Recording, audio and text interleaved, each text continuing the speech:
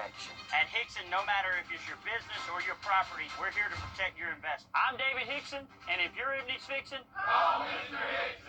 Thanks for joining me on Local News Live. I'm Deborah Alfarone. Every day, all day, stream the stories that have you talking near and far. We are just coming out of flood stage in Huntington, West Virginia. Search LNL for the all-new Local News Live streaming app. all right, what do we got? Looks like 64 yards to the pin. About 64 mile-per-hour winds. Dude, there's no wind. Hand me my 64-degree wedge. What's it with you and 64? Are you 64? .com.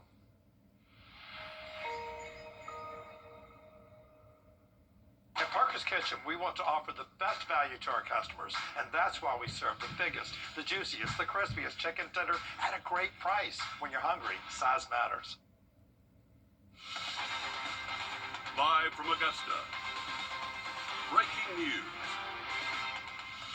We're continuing to follow breaking news from Aiken County, where a tanker truck overturned on I-20 eastbound near the Aiken Airport in mile marker 22. Thanks for tuning in. I'm Zana Halliburton. And I'm Will Rio. This all happening at around 12:30, where more than 100 gallons of fuel spilled onto the interstate, triggering a massive cleanup effort. Your Ethan Hunter joins us live now from near the scene. Ethan, we're hearing that despite all of that, the interstate could be back open shortly. Yeah, I was just on the phone about 30 minutes ago with South Carolina Highway Patrol, and they spoke to cleanup crews who said this was 30 minutes ago, about 30 to 40 minutes until it's clear. So should be pretty soon that we're seeing it clear now. It is still not open yet. As you can see behind me, the road closed sign's still up. No emergency services here to clear that out just yet. Traffic still being rerouted here at the exit 22 mark onto East Frontage Road, which is just south of I-20. This is where the traffic backup we've been watching since rush hour started, but really for the last 5.5 hours, where all of the I-20 eastbound traffic is being directed off here and over behind me.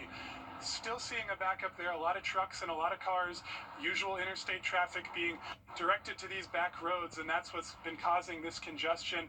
Now, that tanker did flip over. About a lot of oil was spilled out, and we just saw cleanup crews shoveling something onto it to try to sop it up and get that moisture and that oil off the road. Of course, oil on the interstate, not a good thing for safe traffic. So we are going to see them continue to clean that up. And once they get that cleaned up, that is when the crews should be able to reopen this highway. Still not open yet, but we will keep you updated when it is. A lot of people stuck in that traffic. Again, if you're out there, if you're already caught in the middle of this, pack your patience out there and try to give yourself some extra time if you're headed in that direction, but try to steer clear of that. Thank you for that, Ethan. And with this latest crash, it's worth mentioning that this area of I-20 between Augusta and Aiken is no stranger to crashes involving big rigs. This is new video that we're showing you just a few months ago from June 14th, when a gas tanker crashed and went up in flames under an overpass, completely destroying it. That overpass won't be repaired for at least a year, according to SCDOT. And just days later, on June 24th, another 18-wheeler overturned near Exit 5 in May. A truck went off the side of a bridge on Columbia Highway and I-20, spilling hazardous materials and causing people nearby to stay indoors. The list of incidents keeps going back to 2021 involving these tanker trucks. While we continue to monitor this latest incident, we're handing things over to your First Alert Chief Meteorologist Riley Hale for a look at your forecast. And it's been another beautiful day, guys, across the area. We're going to keep things nice and dry if you're heading out for the rest of this evening, but this cold front moving into the region could be just enough to set off a stray shower chance heading into our Thursday. Right now, it looks like a lot of us should stay dry during the day tomorrow, but we're going to keep that 20% chance in play just for that opportunity of maybe a quick shower in a spot or two. Dry weather expected, though, through this evening and to tonight. It's actually going to be very comfortable again waking up early Thursday. We will see wake-up temperatures anywhere from the low to mid-60s, and generally sunny skies a good portion of our Thursday. You can see that rain north of 85 starts to drop our way as we head later into the afternoon, but right now, just an isolated chance. Not expecting a ton of rain from this, but maybe a hit or miss shower in a spot or two. I would say the greatest chance is looking like it's west and north of Augusta. Once we get later into our Thursday evening, most of this rain is now starting to fizzle out across the region, and we do look mostly dry heading into our Thursday night and Friday. Friday morning. Friday is when we start to see a little bit more heat out there. We're waking up into the upper 60s, and then we're talking about the chance for some 90s by our Friday afternoon. So mostly dry for us tomorrow. It's going to start feeling a little bit more seasonal out there. High temps hitting the upper 80s. Hotter conditions Friday and Saturday, and then I think our best chance for storms is going to be on Sunday. We'll have more on all this for you coming up in just a little bit. On Your Sideline, sponsored by Chandler Law Firm. Well, this morning we were invited to check out the Augusta Municipal Golf Course, also known as the Patch, to see the progress following Helene construction began in late March. And since mid-June, 12 truckloads a day carrying 30 to 32 rolls of sod have been transported to the course off Damascus Road, 550 total. Your sports director, Alyssa Lyons, takes us inside the gates of the Patch. The Augusta Municipal Golf Course major makeover is still in progress. For the past few weeks, we've given you that eagle-eye view of the course. Today, we bring you down to where it matters most, the golfer's perspective. A new beginning begs a new entrance into the age-old area golf course. The Loop, Tiger Woods Short Course, all turfed as of a month ago. The reimagined patch, fresh Bermuda grass, that will be done by mid-October. 120 trees just planted roots, and while it was named the patch for different reasons, you won't find the ones you've become accustomed to left behind. Still, what made the course an Augusta original still has original parts. 11 out of the 18 holes have roughly stayed the same. The big change, what used to be 10, 11, 12, is now 4, 5, 6, which means you won't be competing with planes for driving space. 4 is a par 3. It plays a little hide and seek, much like its cousin course. It wouldn't be Augusta National made without a little deception. Keeping true, the course plays on the peaks and valleys of the land in a clockwise rotation rather than counter. The mainstay of the property won't be completed until 2026, with easy access to 9, 18, and the driving range. The first tee sits at the highest point overlooking the clubhouse, while the new driving range anchors the lowest ground, running north-south opposite its old setup. The finishing stretch also looks familiar, but plays different. Hole 18 now crosses the pond that once belonged to number 3, creating a fresh risk-reward finale. The bones of the project are clear. It's Augusta National's vision for its community course coming to life before our eyes. It looks different, it'll sure play different, but we don't know just how much Augusta National Golf Club has thrown its community for a loop until next spring. Alyssa Lyons, on your side. Thanks, Alyssa, for giving us that sneak peek inside. During renovations, the installation of a new and modern pump was built to service the property. The patch project was designed with the idea that it would foster opportunities for area athletes. An update now to a 12 on Your Side investigation we've been digging into for more than a decade. Apparently, there's been a loophole where some military families have been forced to stay silent about dangerous military housing. But your Meredith Anderson joins us now with a possible solution. For almost 15 years now, I've been exposing problems like mold, electrical, and gas issues, some so serious it made some military families sick. And our investigation started because some of those families were brave enough to come to us all those years ago. But we found the private company in charge of military housing at Fort Gordon and more than 50 other military installations started having families sign non-disclosure agreements. Other companies were doing it too. And it did keep families silent. I've had many families tell me they couldn't talk to me about problems because of these agreements. Eventually, the companies were no longer allowed to require them, but they've still been popping up here and there ever since. That's because Senator John Ossoff says there's been a loophole. Sure, they can't require NDAs, but laws never prevented them for suggesting or requesting that families sign them. Right now, there's also no language addressing former tenants, meaning they could make those families sign them if, say, they were part of a settlement agreement because of problems in military housing. That's why Senator Ossoff says he's created language in the Senate draft of the Defense Authorization Bill, ending these NDAs altogether, preventing these companies from even being able to ask families to stay silent. It should alarm all of us, and it should anger us that companies who are entrusted with housing military families would ever try to gag those military families from speaking about their experiences in these homes, where we know, not just at Fort Gordon, but across the country, that there are widespread maintenance, service, and safety issues. The Defense Authorization Act, it is a big piece of legislation. At its very basic level, the whole thing sets the framework for what the U.S. military can do each year and how funds will be spent. So that part prohibiting NDAs, that's just a tiny part of that. But he says he hopes it will all be worked out in the coming weeks. And of course, I'll keep you posted. Thank you, Meredith, for staying on top of that for us. New tonight, 12 on Your Side investigates continuing to track data from school zone speed cameras used all across our area. We're uncovering that these cameras have now collected more than $1 million from drivers as Georgia lawmakers continue to fight for change with these programs that they say are policing for profit.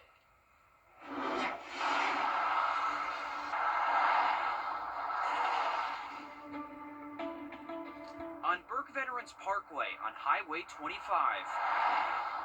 Drivers are crossing in and out of this school zone right in front of Burke County High School.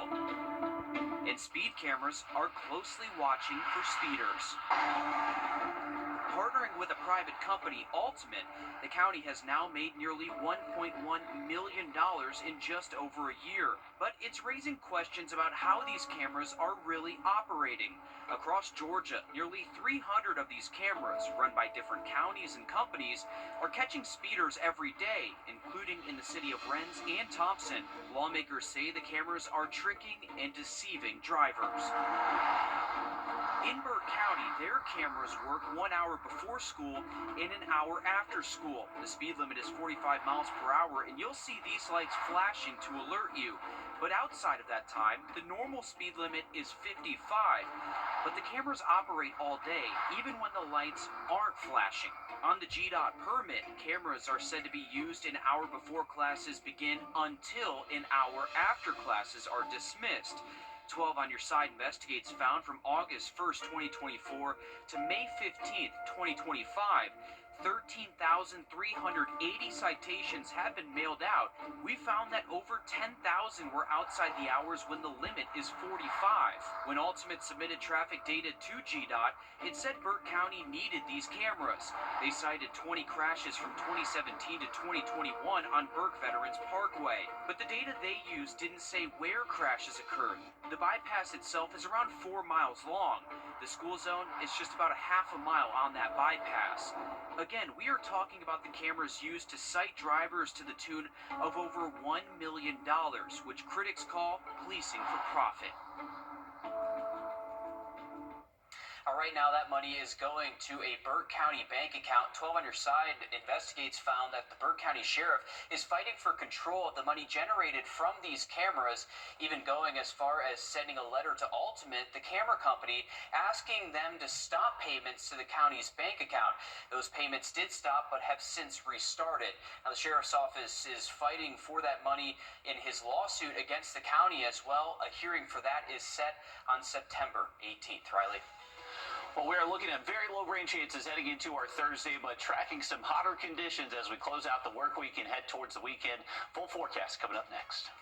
And after the break, the Augusta Canal has a long road to recovery, even nearly a year after Hurricane Helene. We're showing you what's still not fixed and how much it'll all cost next. Time and Tip, brought to you by your First Alert weather team. Join us right here on WRDW News 12 at 11 a.m. for Warren A Way of Life. Visit us anytime online at warren.church for more information. Create an oasis.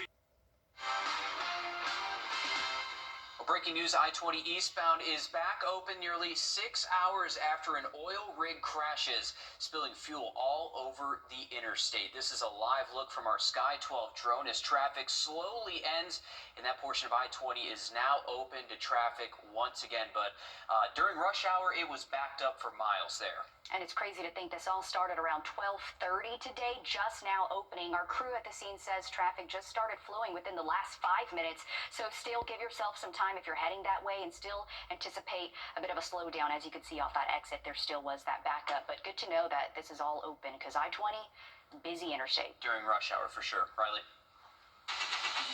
Now, your First Alert weather with Chief Meteorologist Riley Hale.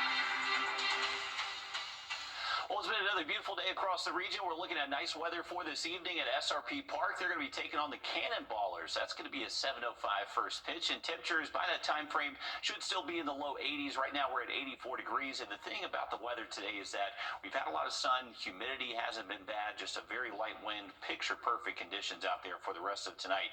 Heading into our Thursday, we're expecting a little bit warmer conditions. We're expecting high temps to most likely hit the upper 80s, maybe close to 90 in a spot or two south of Augusta, but take a look at that morning temp. We're going to wake up near 60 degrees right at daybreak, so it's going to be another comfortable start to the day. But remember, for your Thursday, cannot rule out maybe a stray shower. It looks to be a low chance for most spots. Heading into Friday and Saturday, we're bringing back Aiken's Macon. This is looking like it's going to be some very nice weather for this event. The only thing is, it's going to be a little bit hotter. We're expecting high temps near 92 in Aiken on Friday, 93 by Saturday, but we should stay mostly sunny. That is the good news. So if you're heading out towards downtown Aiken as we head towards our Friday and Saturday, weather looks good. Just be prepared for the heat out there.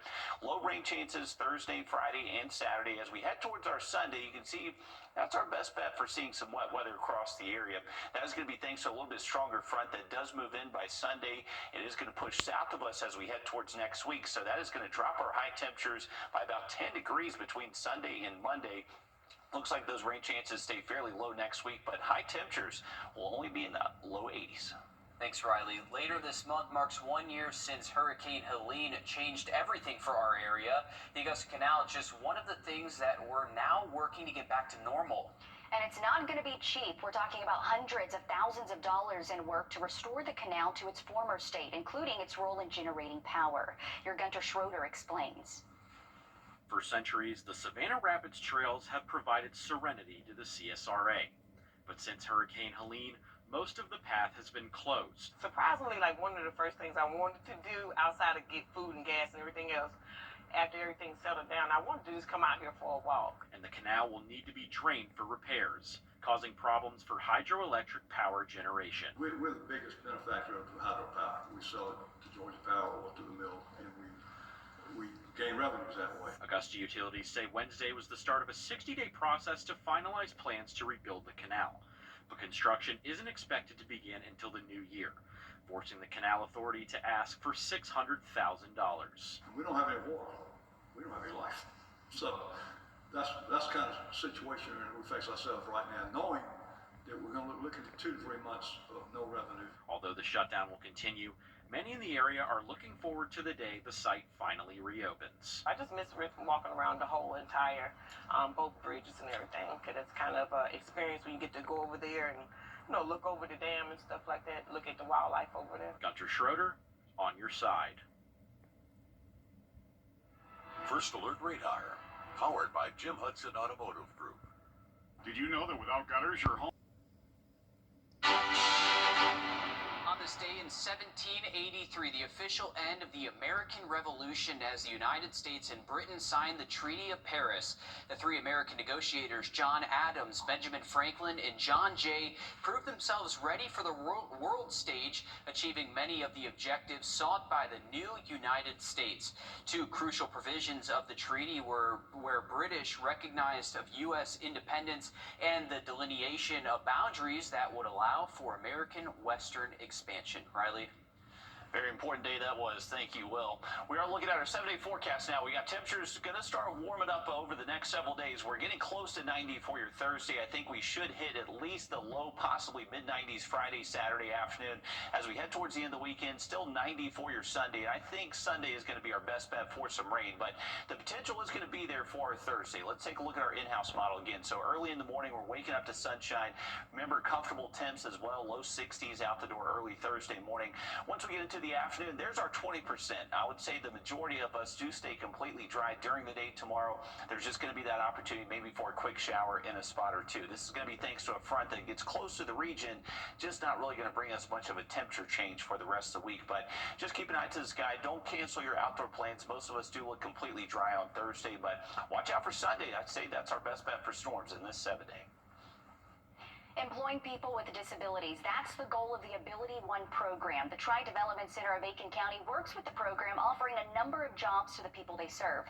Today, I caught up with a few employees hard at work who are finding solutions and being out in the workforce.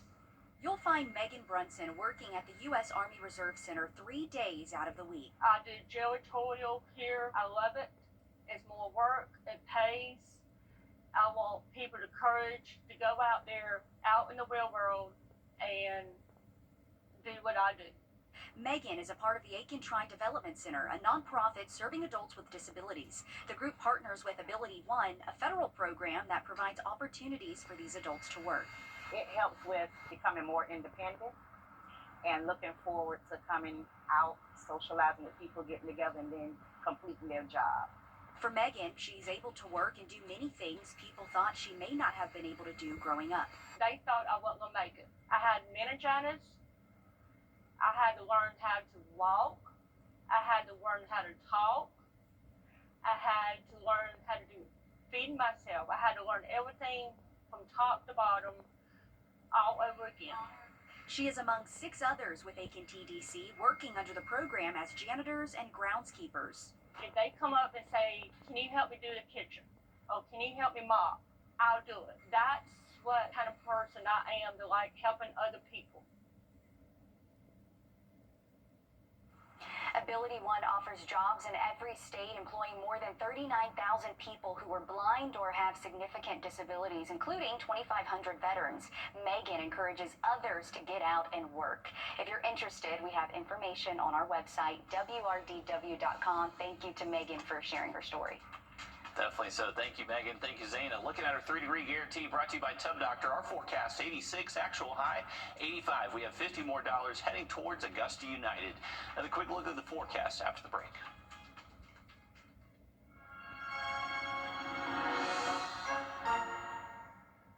The CSRA.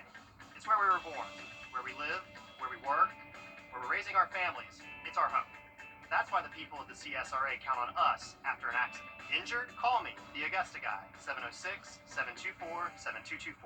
Create your perfect roof store, baby. Hey, Green Jackets fans, when you're at the plate, there's nothing worse than striking out without ever swinging. You gotta make the most of your chances. And after a car accident, you can't just sit back, let life throw heaters at you, and do nothing. Call Austin Jackson, the official injury lawyers of the Augusta Green Jackets. Welcome back in, everyone. I wanted to tell you about something pretty cool we can see in the early morning sky. Friday morning, we actually have the potential to see the Starlink satellite chain pass over the CSRA. This is going to be one of the ones that, unfortunately, the info didn't pop up. But it just happens at 6:10 a.m. early Friday morning. We do have the potential to see this. So if you're going to be up early, I'll post about this on my Facebook page and give you more info about it. But this is worth checking out. If you've never seen the Starlink satellite chain before, set your alarm clock 6:10 a.m. Friday morning. It's going to be Friday morning, so we do have to wait another day or so to see that. Looking at our 7-day forecast, we're going to start seeing some hotter high temperatures, upper 80s for your Thursday, mid-90s Friday and Saturday. And remember, that chance for storms does move in by Sunday.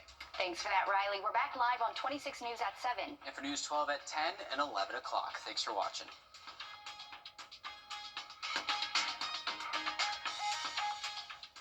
America. Local steel dealer or shop online. You've been seeing our commercials for months, and while you've been watching homeowners across our area save their roofs and save thousands of dollars, guess what? You can too. Roof Saver's exclusive patent-pending Renew at 17 roof preservation treatment extends the life of your roof by 17 years with just one application and one treatment. We're proud to announce that Roof Savers is the first roofing company to be approved and partnered with the Wounded Warrior Program in the United States. Listen to Dr. David Godbold. I am the CEO of the Wounded Warrior Program, and I'm lucky enough to be the National Director for our military emergency response teams. I will tell everybody that I'm not allowed to put my name on anything that doesn't meet the criteria and does not support our military and our veterans. Can't afford to do that. We don't want to do anything negative, nothing to put our name on it and it turn out to be some big catastrophe or be some big flop. We put our inspectors involved in this project. We put scientists involved in the chemicals that are used. Everything met the criteria. I'll just tell everybody, it's the greatest invention going forward to save your home, your house, your roof. You're not damaging anything. You're not doing anything to environment. You're not throwing shingles into trash cans. And insurance companies all over ought to be very excited about this product. Call the number on the screen right now to see if your roof qualifies. America's #1 choice for roof preservation is Roof Savers. Save your roof, save your money. Mattress Man has 2 locations in Augusta and Aiken, where you can see it, feel it, and lay on it. Plus, all inventory is in store.